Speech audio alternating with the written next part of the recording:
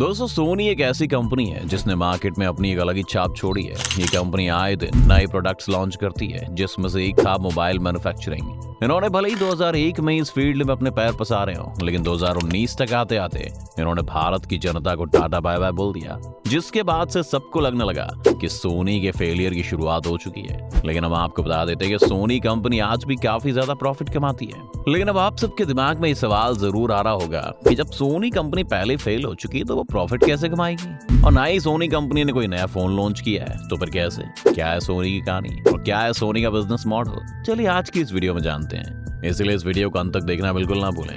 पर वीडियो शुरू होने से पहले अगर आप इस चैनल पर नए हैं या आपने अभी तक इस चैनल को सब्सक्राइब नहीं किया है, तो चैनल को सब्सक्राइब करना और बेल आइकन दबाना ना भूलें, ताकि हमारे चैनल की कोई भी वीडियो आपसे मिस ना हो जाए। दोस्तों, हम आपको सोनी के राइज एंड फॉल की कहानी सुनाएं। चलिए उससे पहले ये जान लेते हैं कि सोनी कंपनी की शुरुआत किसने की थी। तो दोस्तों, बात है साल 1946 की, जब दो लोगों ने मिलकर इस कंपनी की शुरुआत की थी। इन दोनों का नाम था आकियो मोरिता और मासारू इबुका, जिसमें से एक सेल्समैन थे और दूसरा इंजीनियर था। तो दोस्तों, जब सोनी कंपनी की शुरुआत हुई थी तो इसका नाम सोनी नहीं था, बल्कि इसका नाम था टीटीके और इसका फुल फॉर्म था टोक्यो शोशिन कोक्यो लिमिटेड। अब अगर हम इसका इंग्लिश में मतलब बताएं तो होगा टोक्यो कम्युनिकेशन इंजीनियरिंग कॉर्पोरेशन। अब अगर इस कंपनी की शुरुआत के बारे में और आपको बताएं तो आकियो मोरिता और मासारू इबुका दोनों ने $500 का लोन लिया था, और इसके बाद उन्होंने सोचा कि हम ऐसे प्रोडक्ट्स बनाएंगे जिससे लोगों की जिंदगी को आसान बनाया जा सके।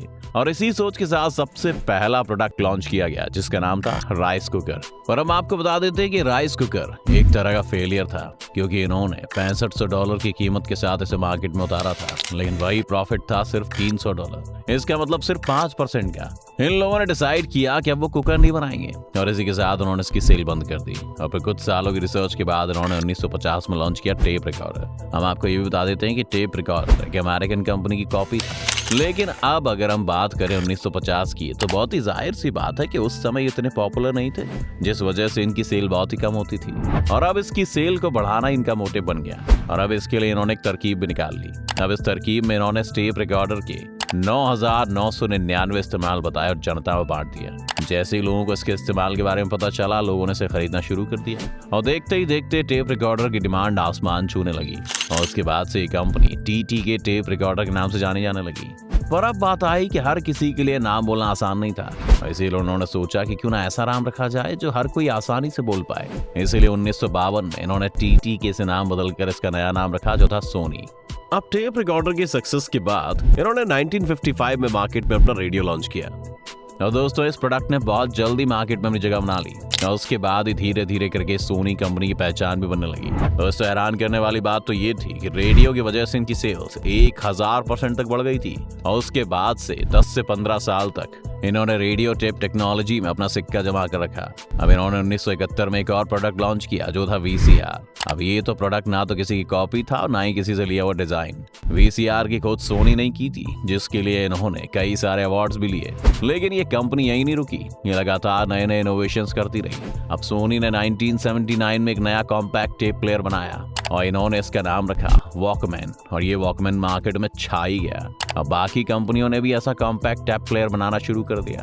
अब इस चीज पर सोनी ने ध्यान नहीं दिया और वो लगातार नए नए प्रोडक्ट्स की खोज करते रहे। एक वक्त ऐसा भी आया जब दुनिया भर के लोग इनके प्रोडक्ट्स यूज कर रहे थे। इसी के साथ उन्होंने 1982 में सीडी प्लेयर निकाला, 1985 में वीडियो कैमरा निकाला, और ये दोनों ही प्रोडक्ट जापान, नॉर्थ अमेरिका और यूरोप में बहुत ही ज्यादा फेमस हुए। अब इन्हीं सारी इनोवेशन और सेल्स के साथ देखते ही देखते 1992 में सोनी एक ऐसी कंपनी बन गई जो $1.3 बिलियन का रेवेन्यू जनरेट करने लगी। इसी के बाद इन्होंने और भी दूसरी जगह पर अपनी किस्मत को आजमाया। जैसे ही इन्होंने प्ले स्टेशन, लैपटॉप और फ्लैट टीवी भी निकाले, और यहाँ भी इनके हाथ सफलता ही लगी। इसके बाद इन्होंने मोबाइल मैन्युफैक्चरिंग में जाने के बारे में भी सोचा, और इसी के बाद इन्होंने टाई अप किया एरिक्सन कंपनी के साथ, और फिर 2001 में इन्होंने सोनी एरिक्सन के साथ एक मोबाइल लॉन्च किया, और ये मोबाइल लोगों को बहुत ही ज्यादा पसंद आया। अब लोगों में इसके छाने की वजह की बात करें तो वो होगी इसके नए नए फीचर्स, जैसे इसमें कलर स्क्रीन थी और डिजिटल कैमरा था। अब 2007 तक इनकी सेल जोरों शोरों पर थी, पर क्योंकि इन्होंने हर फील्ड में अपने पैर पसार लिए थे, जिस वजह से हर फील्ड में नए नए इन्वेंशन अब पॉसिबल नहीं हो पा रहा था। अब देखते ही देखते मार्केट में ऐसी कंपनीज आ गई थी जो सिर्फ मोबाइल सेगमेंट पर ही काम करती थी, जिसमें से एक था आईफोन। आईफोन एक ऐसा रेवोल्यूशन लाया जिसने मोबाइल को स्मार्टफोन में बदल दिया। अब क्योंकि स्मार्टफोन उस वक्त कस्टमर्स के लिए काफी अलग था और नया था, इसलिए मार्केट में उसकी डिमांड बढ़ गई। और अब इस डिमांड और कंपटीशन को देखते हुए सोनी ने सोचा कि उससे भी मार्केट में नए स्मार्टफोन्स उतारने चाहिए।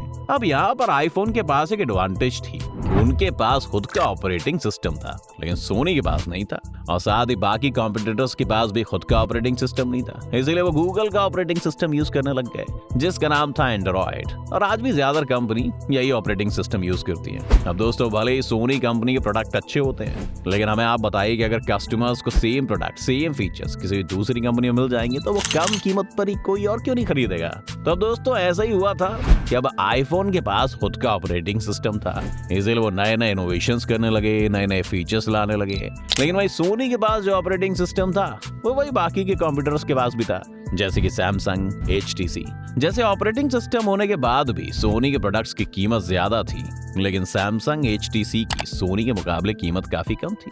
अब यहाँ पर कस्टमर को अगर प्रीमियम प्रोडक्ट में चाहिए तो वो आईफोन के पास जा सकते थे, वहीं बजट में चाहिए तो सैमसंग, HTC के पास जा सकते थे। अब जब तक सोनी आईफोन के साथ वाले अपने कंपटीशन का सोल्यूशन निकालने की कोशिश कर रही थी, इतने में मार्केट में चाइनीज कंपनियां भी कूद गई थी, जैसे कि Xiaomi, Oppo और Vivo।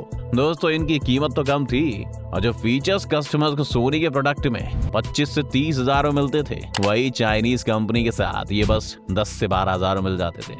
ऐसे में सोनी की जितनी बची कुची मार्केट थी ना, वो भी कम होने लगी। अब सोनी को ये बात समझ आ गई थी कि भारत की मार्केट में अगर टिके रहना है तो उन्हें नए नए इनोवेशंस करते रहने होंगे, जैसे बाकी कंपनीज कर रही हैं। लेकिन सोनी ने तो बाकी जगहों पर अपने पैर पसारे थे, उनके पास और भी फील्ड थी काम करने के लिए। इसीलिए उन्होंने 2019 में इंडियन मार्केट में अपना स्मार्टफोन बिजनेस बंद कर दिया। और यही वजह है कि इंडिया में सोनी के फोन नहीं बिकते हैं। अगर हम आपको बताएं कि सोनी के फेलियर के मेन रीजन क्या थे, तो सबसे पहला होगा एक्सपेंसिव फोन, जिसके बारे में हम आपको पहले बता चुके हैं। वहीं दूसरा होगा नो टारगेट सेगमेंट। अब क्योंकि बाकी कंपनीज को पता था कि उन्हें किस कस्टमर्स के लिए क्या बनाना है, लेकिन सोनी के पास ऐसा कोई भी प्लान नहीं था। और अब अगर हम तीसरी वजह बताएं तो वो होगा कि ये लोग इंडस्ट्री ट्रेंड को बहुत धीरे अडॉप्ट करते थे, जिस वजह से बाकियों को कभी कंपटीशन ही नहीं दे पाए और आगे बढ़ने की जगह पीछे चलते चले गए। और इसी तरह से धीरे धीरे करके उनके बचे कुचे कस्टमर्स भी खत्म। Bye bye, tata, good bye, tata bye bye बोलकर किसी और कंपनी के पास चले गए। तो दोस्तों, आज की वीडियो में बस इतना ही। उम्मीद है आपको आज की इस वीडियो से काफी कुछ नया सीखने को मिला होगा। अगर आपको वीडियो पसंद आया तो वीडियो को लाइक करें, और अगर आप इस चैनल पर नए हैं तो जाने से पहले एक तो लाइक और शेयर ठोक दीजिए, महाकाल का दबा के लाइक और शेयर ठोक दीजिए, 5000 लौटे दिख जाना चाहिए। चैनल को सब्सक्राइब करना भी ना भूलें।